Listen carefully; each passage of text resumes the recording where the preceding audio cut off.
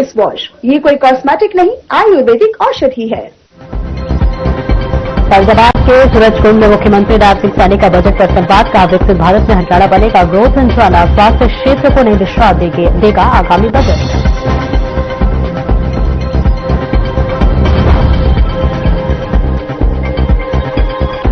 के साथ पहुंचे सीजीआई जस्टिस सूर्यकांत, ढोल नगाड़ों से हुआ भव्य स्वागत, रहा लीगल प्रोफेशन हो रहा ग्लोबल, वकील अपनाएं टेक्नोलॉजी।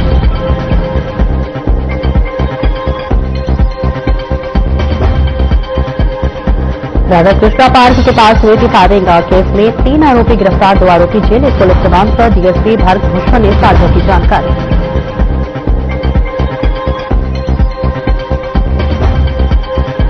गुरुग्राम में स्टंटबाजी करने के जुर्म में 3 गिरफ्तार, सोशल मीडिया पर वायरल हुआ था स्टंटबाजी का वीडियो। आरोपियों के कब्जे से स्टंटबाजी में इस्तेमाल कार बरामद।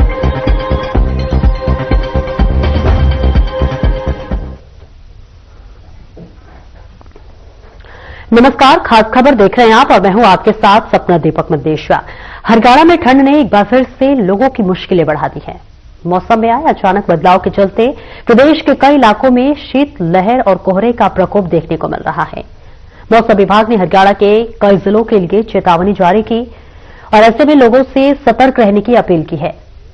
मौसम विभाग के अनुसार भले ही रात के तापमान में हल्की बढ़ोतरी दर्ज की गई हो, लेकिन दिन के समय सर्द हवाओं के कारण ठंड का असर और ज्यादा महसूस किया जा रहा है। इसी को देखते हुए 3 जिलों में कोल्ड डे और 9 जिलों में कोल्ड वेव की चेतावनी जारी की गई है। वहीं 6 जिलों में घने कोहरे को लेकर ऑरेंज अलर्ट घोषित किया गया है। कोहरे की वजह से सुबह के समय विजिबिलिटी बेहद कम है, जिससे सड़क और रेल यातायात प्रभावित हो रहा है। वाहन चालकों को खास सावधानी बरतने की सलाह दी गई है। तो वहीं ठंड बढ़ने से सबसे ज्यादा असर बच्चों, बुजुर्गों और बीमार लोगों पर पड़ रहा है। मौसम विभाग का कहना है कि अगले कुछ दिनों तक ठंड से राहत मिलने की संभावना कम है। ऐसे में प्रशासन और आम लोग दोनों को सतर्क रहने की जरूरत है, ताकि किसी भी तरह की परेशानी से बचा जा सके। इस वक्त पूरे हरियाणा में ठंड का प्रकोप देखने को मिल रहा है। शीतलहर का असर लगातार देखने को मिल रहा है। ठंड बढ़ रही है, लोगों को कई तरह की दिक्कतें और परेशानी होती हुई नजर आ रही है। कोहरे की वजह से विजिबिलिटी बेहद कम है, जिसके लिए ऑरेंज अलर्ट जारी किया गया है। ठंड की वजह से लोग लगातार उनका जनजीवन प्रभावित हो रहा है। हालांकि मौसम विभाग ने यह कहा है कि ये ठंड जो है वो कुछ दिनों तक रहने की संभावना जताई है और इसके साथ ही लोगों को सतर्क रहने की जरूरत है। आपको बताते चले कि पूरे हरियाणा में इस वक्त ठंड का प्रकोप देखने को मिल रहा है।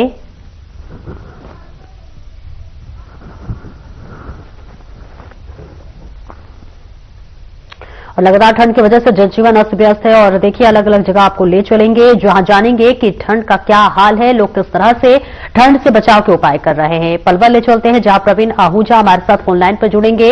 यमुनानगर से कौशिक खान हमारे साथ लाइव जुड़ रहे हैं और नांगल चौधरी भी, रामपाल फौजी नांगल चौधरी से जुड़ रहे हैं लाइव।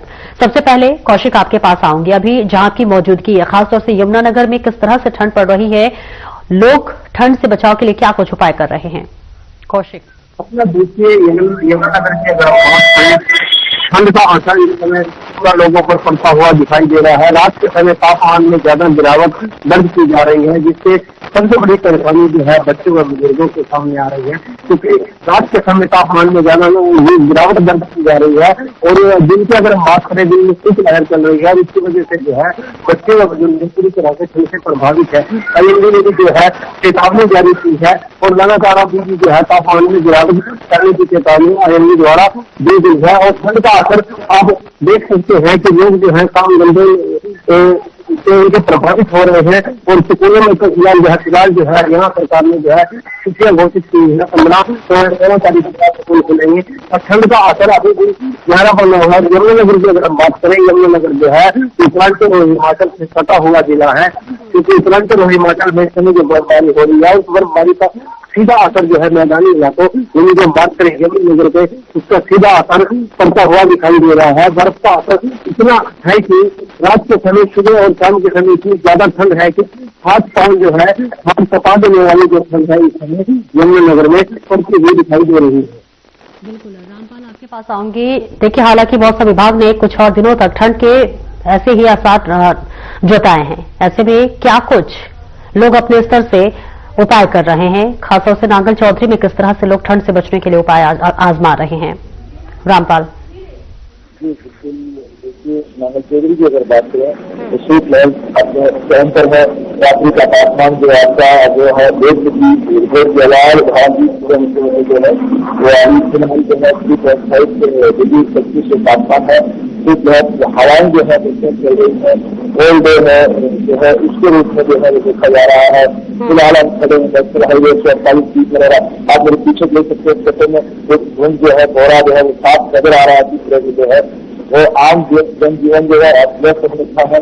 हालांकि अगर 25 मीटर की बात करें जो है की बहुत ज्यादा आवश्यकता होती है। प्रशासन की अगर बात करें तो धुंध के चेहरे को लेकर के आदेश जारी कर रखा है कि जो है धुंध के अंदर में वही लोग घर से बाहर निकले अपना वाहन लेकर के जिनसे बहुत ज्यादा इमरजेंसी है वरना जो है ना रोड के सड़क पर जाने की थोड़ा सा आवाजाही में प्रवेश करें, फोर व्हीलर का इस्तेमाल करें, डीजल का इस्तेमाल करें। बहुत इमरजेंसी हो तो ही घर हो सकते हैं। जी बिल्कुल प्रवीण, आपके पास आऊंगी। हालांकि देखिए, पूरे हरियाणा में इस वक्त ठंड का प्रकोप देखने को मिल रहा है। मौसम विभाग ने भी कहा है कि आने वाले कुछ दिनों में ठंड ऐसे ही बरकरार रहने वाली है। ऐसे में प्रशासन और लोग अपने स्तर से क्या कुछ उपाय कर रहे हैं? विजिबिलिटी कैसी है सुबह शाम की? जी सपना, बिल्कुल बता देना चाहता हूँ कि लगातार मौसम विभाग लोगों को अलर्ट भी कर रहा है कि आगामी जो दिन है वो कहने का भयंकर ठंड का रूप ले सकते हैं, जिसको लेकर जब प्रशासन की एडवाइजरी आ रही है, स्वास्थ्य विभाग की एडवाइजरी आ रही है कि इसमें आपको गर्म कपड़े का बखूबी इस्तेमाल करना होगा और जितना हो सकता है घर में आप गर्म पेय पदार्थ का इस्तेमाल करें। और अगर आपको बीमारी है तो डॉक्टर के साथ चिकित्सीय सलाह लेकर आप जरूर काम करें। आने से आपको कोई इस ठंड की चपेट में आने के कारण शारीरिक रूप से नुकसान उठाना पड़ सकता है।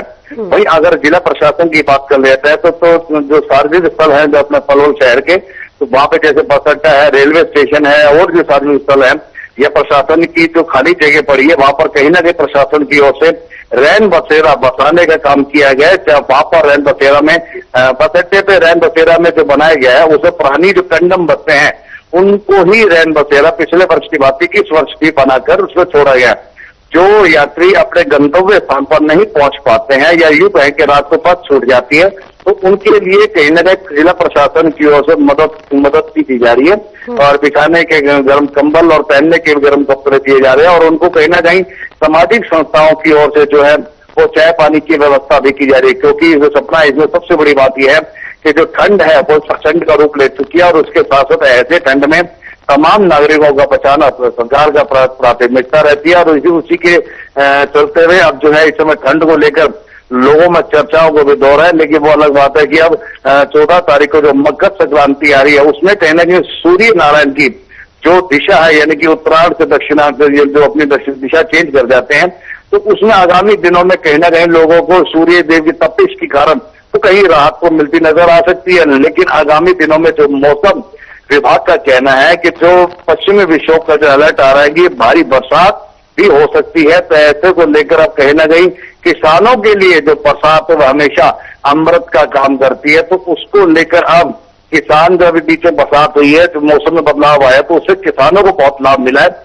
तो किसान कहीं ना कहीं ऐसे स्थिति में बड़ा खुश नजर आ रहा है कि कहीं ये अमृत का काम कर रही है। तो इसको लेकर अब कहीं ना मौसम जो है आगामी दिनों में जो है लोगों के लिए ठंड बढ़ा सकती है। जी सपना, बिल्कुल कौशिक, आपके पास आऊंगी। देखिए, अगर किसानों की बात कर ले, फसलों की बात कर ले, गेहूं की फसल के लिए ठंड अच्छा होता है, लेकिन ऐसे में और भी अगर सब्जियों की बात कर ले, अन्य फसलों की बात करें तो बेहद नुकसानदायक होता है। किसानों के क्या कुछ प्रतिक्रिया सामने आ रही है कौशिक? देखिए यमुनानगर तो गेहूं की फसल की जो है जो ठंड पड़ रही है, किसानों का कहना है कि कृषि विशेषज्ञों का कहना है कि ठंड जो है गेहूं की फसल के लिए अच्छी मानी जाती है। इसके अलावा अगर बात करें सब्जी या जो फल है उनका थोड़ा सा जो है असर कहीं नहीं पड़ता हुआ दिखाई दे रहा है। जिससे बेहतर अगर हम सब्जी मंडी की बात करें तो सब्जी मंडी में भी जो है ज्यादा ठंड होने की वजह से तो सब्जियों की जो है पैदावार पूरी तरह से प्रभावित हो रही है। इसको लेकर मंडियों में जो है सब्जी की जो है खरीद की जो है आवक कम होती दिखाई दे रही है। इसका असर सीधा माना जा रहा है कि इसका सीधा असर जो है ज्यादा जो ठंड पड़ रही है, ज्यादा ठंड पड़ने की वजह से जो है इसका सीधा असर पैदावार पर पड़ रहा है। अगर गेहूं की बात करें तो गेहूं के लिए तो कहना है कि जितनी ज्यादा ठंड पड़ेगी तो गेहूं की पैदावार उतनी ज्यादा अच्छी होगी, पर कहीं न कहीं इसका असर जो है फल सब्जियों की पैदावार पर इसका असर पड़ता हुआ दिखाई दे रहा है। बिल्कुल। रामपाल, आपके पास आऊंगी। हॉस्पिटल्स में क्या कुछ व्यवस्था की गई है, क्योंकि देखिए ठंड की वजह से कई तरह की बीमारियां हो जाती हैं, बुजुर्गों को खास तौर से परेशानी होती है, बच्चों को भी हालांकि कितना भी बचा कर रखा जाए ठंड से, लेकिन उसके प्रकोप से बच्चे भी नहीं बचते हैं। हॉस्पिटल्स में किस तरह के मरीज आ रहे हैं और क्या कुछ व्यवस्थाएं की गई हैं स्वास्थ्य विभाग की तरफ से? क्या कोई अलर्ट जारी किया गया है? क्या कुछ बताया जा रहा है? रामपाल, हॉस्पिटल की बात करें तो यहाँ स्वास्थ्य विभाग की तो लापरवाही जो है या फिर बताने जो है वो इसका विस्तार होगा, क्योंकि पूरे विजिलेंसी जिसे कहते हैं हम स्वास्थ्य दल में ये सुविधाएं यहाँ पर है। यहाँ फिलहाल जो है मशीन शीत लहर ठंड दो प्रकार की होती है, अपना एक ठंड होती है और एक जो हवा में चलती है वो हवा जो है वो खतरनाक होती है, फसल के लिए खतरनाक होती है और इंसान के लिए खतरनाक होती है। इस समय डिजाइन और सबसे बहुत ज्यादा जो है तबियत में आ रहे हैं, कहीं जो है बुजुर्गों को ठंड की शिकायत है, दबाव खांसी जुकाम जो है वही सिर्फ बच्चों को भी इसी तरह से जो है शिकायत है। लेकिन यहाँ पर हॉस्पिटल बने हुए हैं, उनके अंदर में जो अगर इसकी नजर अगर कोई दवाई चाहती है तो वो दवाइयाँ को दूसरे का प्राइवेट हॉस्पिटल या प्राइवेट दिखाने की तरफ भी जो है ना भारत करना पड़ेगा। ज्यादा हॉस्पिटल के अंदर में कोई ऐसी दवाइयाँ नहीं है, न कोई ऐसी फैसिलिटी है जो कि उनको रखा जाए उनके तरीके में जो है। कभी कभी मुसाफिर के मौसम में जो है उनके हाथ में दिक्कत होती है, ऑक्सीजन लेने में दिक्कत होती है, तो ये इस तरह की सुविधाएं जो है ये स्वास्थ्य की तरफ से जो है ये बिल्कुल पूरे दिखाई दे रही है। प्रवीण, आपके पास आऊंगी। अब प्रशासन की तरफ से क्या कुछ व्यवस्थाएं की गई हैं? रैन बसेरों का क्या कुछ व्यवस्था देखने को मिल रहा है? क्या जो खासतौर से सड़क किनारे रहते हैं, स्टेशनों पर रहते हैं, उनके लिए क्या अलाव की व्यवस्था की गई है नगर पालिका की तरफ से, प्रशासन की तरफ से? सपना, अगर हम बात करते हैं रैन बसेरों को लेकर तो तमाम जो सुविधाएं जिला प्रशासन की ओर से मुहैया कराना तो प्रशासन की प्राथमिकता बनती है। लेकिन अगर बात करें अलाव को लेकर तो इस तरह की व्यवस्था प्रशासन की ओर से अभी कोई नहीं दी गई है, क्योंकि वहां पर लकड़ी अगर दी जाती है तो लकड़ी जलाने के बाद कोई ऐसा ना हो कि कोई घटना घट जाए तो उनको बचाना भी बेहद जरूरी है। तो ऐसी व्यवस्थाओं को लेकर प्रशासन कहीं ना कहीं दूरी बनाकर रखता है, क्योंकि अगर कोई भी व्यक्ति या जो है वहां पर रैन बसेरे में अगर आग लगाकर आग जलाकर जैसे अगर वो हाथ में ठंडे अपने जो है उससे शरीर को गर्माइश पैदा करता है और वो भूल जाता है कहना कि तो कोई ना कोई बड़ा हादसा भी हो सकता है। तो इस चीजों को लेकर कहना कि प्रशासन इन चीजों से हमेशा दूरी बनाकर रखता है। लेकिन हाँ, ये जरूर है कि जो रेड क्रॉस सोसाइटी है या जो सामाजिक संस्थाएं हैं उनकी ओर से जरूर गर्म कंबल जो है वो इस तरह के वो वितरण किए गए हैं और उनको वहां रहने की व्यवस्था दी गई। नीचे कहीं ना कहीं उनके लिए जो दरी होती है उस तरह की बिछाकर उनको दी जाती है ताकि वो बस अपना जो गंदम बसते हैं जिन्हें रैन बसेरा बनाया हुआ उनमें वो रहकर अपना बीती रात को गुजारा कर सकते हैं। तो उसको लेकर ये तो जरूर है कि रैन बसेरा में तो प्रशासन की ओर से गर्म कंबल तो दिए जा रहे हैं, लेकिन अगर अलाव को लेकर गए तो हाँ ये जरूर हो सकता है कि अगर उनके पास खुद की वहां कोई अगर व्यवस्था बन सकती है तो वो अलाव जला सकते हैं। लेकिन कहना है कि प्रशासन किसी दुर्घटना से बचने के लिए इस तरह के प्रयास सफल नहीं कर पाएगी, क्योंकि कहना कि बड़ी घटना ना घटे तो उसको बचाने के लिए थोड़ा अलाव की सुविधा वहां पर अभी तक नहीं दी जा रही है। लेकिन सामाजिक संस्थाओं की ओर से जो है वो कहीं ना कहीं एक आध संस्था जो है कहीं वो रात में तो अगर वहां पे है तो वो चाय वाय का इंतजाम तो जरूर करा देते हैं, लेकिन भोजन की व्यवस्था भी अभी नहीं बना पाए हैं, क्योंकि अभी तक इस तरह की सुविधा जो वहां पर नहीं दी जा रही है। जी सपना। कौशिक, कोहरे की वजह से क्या कोई ऐसे हालात देखने को मिल रहे हैं? हाईवे की बात कर ले, सड़कों की बात कर ले या फिर रेल सेवाओं की बात कर ले, क्या अभी कोई इस तरह की खबरें सामने आ रही हो जहां अभी बाधित हो रही हो रेल सेवाएं? बिल्कुल सपना देखते उठने की वजह से जो है विजुअल की बिल्कुल कम है और उसकी वजह से जो है रेल व बसों की रफ्तार भी धीमी होती है कहीं न कहीं नजर आ रही है। हम रेलवे स्टेशन की बात करें तो ट्रेन जो है कई घंटे लेट है, 10 से 12 घंटे तक जो ट्रेन का समय है वो लेट होना। ऐसे हालात में यात्रियों के लिए सबसे बड़ी परेशानी का कारण यह है कि रेलवे स्टेशन पर कहीं भी विभाग द्वारा जो है प्रशासन द्वारा जो है अलाव करने की उसकी व्यवस्था नहीं की गई कि जिससे ठंड के मौसम में यात्री जो है दिल्ली का इंतजार करते हुए 10 से 12 घंटों तक नहीं बिता सके। और यही हालात अगर हम बात करें तो जब ट्रेन पर है तब ट्रेन पर भी जो है कोहरे की वजह से है बसों की रफ्तार धीमी हो रही है और बसों की आवाजाही पर सीधा इसका असर पड़ता हुआ दिखाई दे रहा है। बसें जो है कहीं से काफी देर से 1 घंटे तक देरी से पहुंच रही है। इसके अलावा अगर हम बात करें कोहरे की वजह से नेशनल हाईवे स्टेट हाईवे पर भी जो है अक्सर सुबह और शाम के समय जो है हादसे होते हुए ट्रेनें भी नजर आ रहे हैं और हादसों की वजह से जनजीवन पूरी तरह से प्रभावित हो रहा है। कोहरे की वजह से है जो रोजगार के कामों पर जाने वाले जो लोग हैं, दफ्तर ऑफिस पूरी गाड़ी मजदूरी करने वाले जो लोग हैं, उनका जीवन भी पूरी तरह से प्रभावित हो रहा है क्योंकि वह कोहरे की वजह से जो है समय पर अपने कामों पर नहीं पहुंच पा रहे हैं, जिसकी वजह से उनका काम पूरी तरह से प्रभावित हो रहा है। और देखने में आया है कि पिछले 10 से 15 दिनों में जो है कोहरे की वजह से विजिबिलिटी कम होने की वजह से सड़कों पर कई हादसे हुए हैं। और हादसे की बात करें तो उनमें कई लोगों को जाने की गई है, जिससे उनपर जो है जीवन पूरी तरह से प्रभावित है। कोहरे का जो सीधा असर है लोगों के जीवन पर पड़ता हुआ दिखाई दे रहा है। ठीक है, रामपाल आपके पास आऊंगी। स्कूलों में टाइमिंग को लेकर कोई बदलाव किया गया हो ठंड को देखते हुए या फिर छुट्टी को लेकर कोई एडवाइजरी जारी की गई हो प्रशासन की तरफ से, ऐसी कोई खबर? रामपाल आप तक आवाज पहुंच पा रही है हमारी? सवाल सुनिए आपने।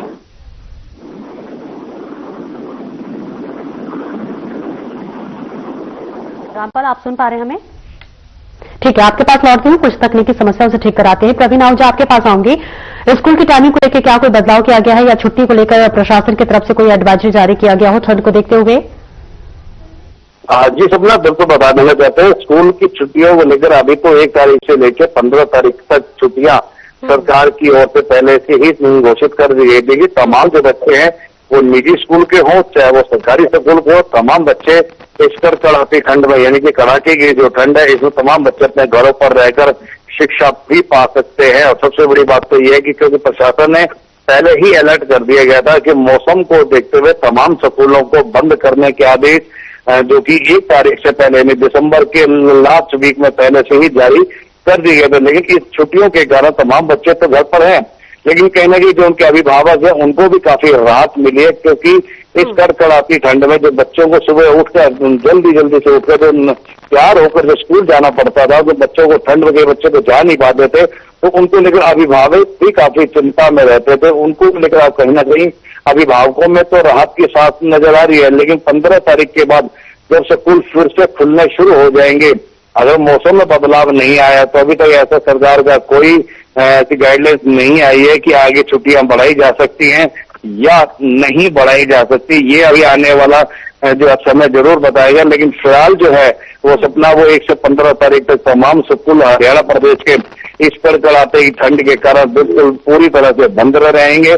हाँ, अगर मौसम में कहीं बरसात आती है, लगातार कहीं ठंड में और इजाफा होता है, कहीं पश्चिमी विक्षोभ का असर हमारे उत्तर भारत में या हरियाणा प्रदेश में, क्योंकि हमारा जो प्रदेश है ये तमाम जो आसपास हिमाचल और कश्मीर जिनके साथ सटे हुए जो प्रदेश है जैसे कि पंजाब है, हरियाणा है, उत्तर प्रदेश है, राजस्थान है, अगर कहीं ना कहीं पश्चिमी विक्षोभ का असर दिखाई देता है, सपना उसका असर पड़ता है, तो हो सकता है कहीं बदलाव किया जा सकता है स्कूल की छुट्टी में। लेकिन फिलहाल की अगर हम हाल फिलहाल बात करते हैं तो वो 1 तारीख से लेकर 15 तारीख तक तमाम हरियाणा प्रदेश के जो सरकारी और निजी संस्थान हैं वो पूर्णतः बंद रहेंगे। जी सपना।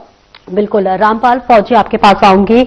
अभी ट्रैफिक को लेकर क्या कुछ व्यवस्था है, क्योंकि देखिए जब ठंड का असर पड़ता है और खासतौर से सुबह शाम के जो कोहरे होते हैं उस वजह से कई सड़क हादसे भी देखने को मिलते हैं। क्या ऐसी कोई खबर सामने आई हो जहां कोहरे की वजह से कोई एक्सीडेंट या खबर ऐसी सामने आई हो या प्रशासन की तरफ से एडवाइजरी जारी की गई हो कि किस तरह से कितनी स्पीड में गाड़ी को चलाए, क्या इस तरह की कोई खबर? रामपाल जी बिल्कुल बहुत बढ़िया सवाल है कि हादसे जो है अभी हम 148 नेशनल हाईवे पर खड़े हुए हैं। यहाँ पर 1 सप्ताह पहले भी हादसे हुए हैं जिनमें 2-3 लोगों की जान गई है। उसके बाद फसल अलग हुआ, प्रशासन ने एडवाइजरी जारी की है, प्रशासन बाकायदा चेकिंग कर रहा है के नाम पर, और वाहनों को रोक करके जिन वाहनों पर चलते हैं इंस्पेक्टर लगाए जा रहे हैं, चाहे एग्रीकल्चर किसी का ट्रैक्टर है उसको भी इंस्पेक्टर लगा कर देना, जिन वाहनों को नेशनल हाईवे 148 बाउंड्री पर अप्राइज नहीं है उनको एडवाइजरी जारी की जा रही है। आप जो छोटे वाहन है वो बड़े जो है रोड वाले पर आ जाए, जिनके जो हादसे हैं प्रोवाइड जला करके चले। इस तरह के तमाम जो प्रशासन की तरफ से है बच्चे प्रयास किए जा रहे हैं, प्रयास किए जा रहे हैं कि कोई घटना ना हो। हालांकि सबसे ज्यादा अभी जो है 2 दिन से जो है मेरा जो है वो अपना पत्र दिखा रहा है, 2 दिन में कोई घटना सामने नहीं आई है, प्रशासन के हालात की कहें या फिर जैसे भी हो तो ऐसी घटना सामने फिलहाल नहीं आ रही है, जिससे थोड़ा बात बिगड़ी जान जाएगी। बिल्कुल कौशिक, आपके पास आऊंगे। जब चुनाव आते हैं तो कई सारी तस्वीरें ऐसे देखने को मिलती हैं, नेताओं का दौरा लगातार हर गरीब हर तबके के लोगों तक पहुंचता है, तो क्या इस ठंड मौसम में ऐसे नेताओं का दौरा लग रहा है या फिर जो भी गरीब है जो सड़क किनारे रहते हैं, स्टेशन में रहते हैं, क्या कंबल वितरण की बात कर ले या फिर किसी तरह की सेवाओं की बात कर ले, मदद की बात कर ले, क्या ऐसी खबर सामने आ रही हो जहां पर इस तरह की सराहनीय पहल देखने को मिले? कौशिक, हम अगर बात करें तो लोगों का जो कहना है कि चुनाव जब सिंपल होते हैं, चुनाव का मौका होता है तो सभी नेता जो है गरीब परिवारों के, जो दिल्ली वालों के हमदर्दी जिताने के लिए तरह तरह के प्रलोभन देते हुए कहीं न कहीं नजर आते हैं।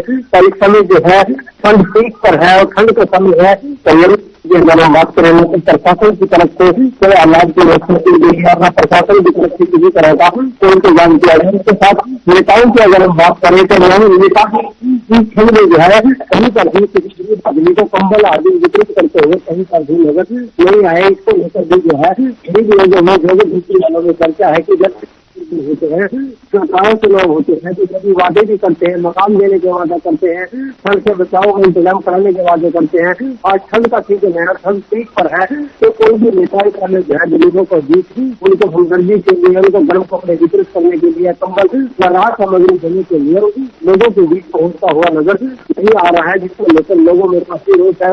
चर्चा करते हैं कि लोग जो है नजर आते हैं कि मुसीबत के समय और परेशानी के समय यह नेता लोग कहीं नजर नहीं आते, जब चुनाव आता है तो झट से कहीं ना कहीं टपक जाते हैं और मन पर लोगों के जो है लाल से जगह लगते हैं, और जब जरूरत होती है उस समय कोई इनके बीच नहीं पहुंच पाता है। इसको लेकर कहीं ना कहीं लोगों में रोष भी है। प्रवीण, आपके पास आऊंगी।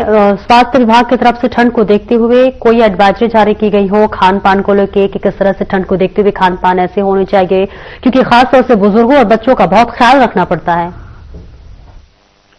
जी सपना, बिल्कुल, क्योंकि स्वाभाविक है जब कड़ाके ठंड होगी तो बुजुर्गों को और बच्चों को परिवार के साथ बचाना बेहद जरूरी, सबकी प्राथमिकता बन जाती है। तो उसको लेकर जो स्वास्थ्य विभाग का लगातार जो एडवाइजरी जारी की जा रही है, उनका कहना है कि जो हृदय के रोगी हैं और अस्थमा के रोगी हैं, जिन्हें सांस लेने में दिक्कत है, तो ऐसे तमाम रोगियों को अपने घर पर रहकर कहीं न कहीं कमरे में आपको कोई हीटर जैसी आया जो है चीजें हैं उनका भी सहारा लेना होगा। अगर आपके पास साफ जगह है, अगर आप अलाव जला सकते हैं तो उसका भी आप घर में सहारा ले सकते हैं। और समय समय पर आपको गर्म पानी के साथ साथ गर्म पेय यानी कि गर्म सूप वगैरह भी आप ले सकते हैं, जो शरीर के तापमान को बरकरार रखते हैं यानी कि मेंटेन करके रखते हैं। तो उसके लिए इस तरह की चीजों का सेवन करना आप सभी के लिए जरूरी है। खास करके जो बच्चे, आजकल के छोटे बच्चे हैं, उनको बहुत ज्यादा ठंड लग जाती है, तो ऐसे में उनको जंक फूड से बचाना होगा। उन्होंने साफ कहा है उन्हें कि आजकल लगातार जो बच्चे जंक फूड की ओर आकर्षित हो रहे हैं, उनकी वजह से उनका जो खान पान है, उठना बैठना चलना, वो उनकी पूरी जो शरीर की जो ताकत है उसको खत्म करने में लगी हुई है। ऐसे में उनको घर के बने हुए साफ सुथरा सामान लेना होगा। कोई आयुर्वेदिक जैसी चीजें हैं और गर्म शरीर को रखने के लिए जैसे च्यवनप्राश जैसी आइटम, तो उनका वो सारा ही ले सकते हैं। बच्चों को अगर दूध दे रहे हैं तो दूध में कहने की हल्की सी हल्दी डालकर भी दे सकते हैं, ताकि उनके शरीर की जो इम्यूनिटी है वो लगातार बनी रहे, ठंड से बचाव रहे। तो ऐसे इसी तरह के जो स्वास्थ्य विभाग की एडवाइजरी आ रही है, उनको ये भी कहना है कि आयुर्वेदिक दवाइयों का आप ज्यादा इस्तेमाल करें, क्योंकि ये शरीर को नुकसान नहीं देती और कहीं ना कहीं शरीर को पूरी तरह से संतुलित करके रखती हैं और शरीर को मजबूत बनाती है, इम्यूनिटी बनकर रहती है।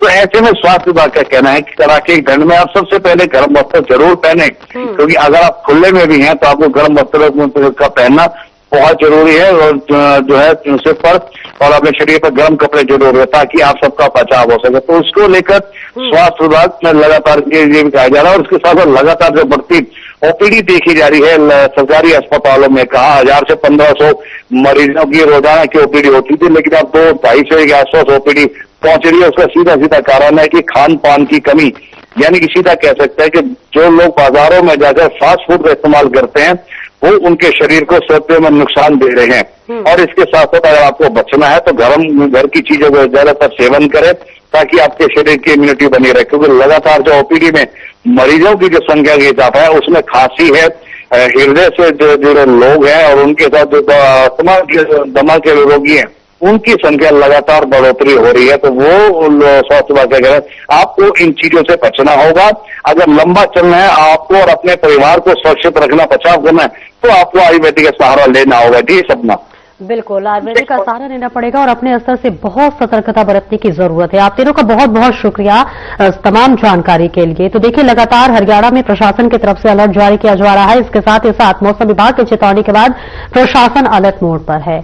ऐसे में जरूरी है कि प्रशासन और स्वास्थ्य विभाग के द्वारा जारी किए एडवाइजरी का पालन करें और अपने स्तर तक भी खुद सतर्क रहे, सावधान रहे, क्योंकि सावधानी ही बचाव है। फिलहाल मेरे साथ इतना ही। नमस्कार।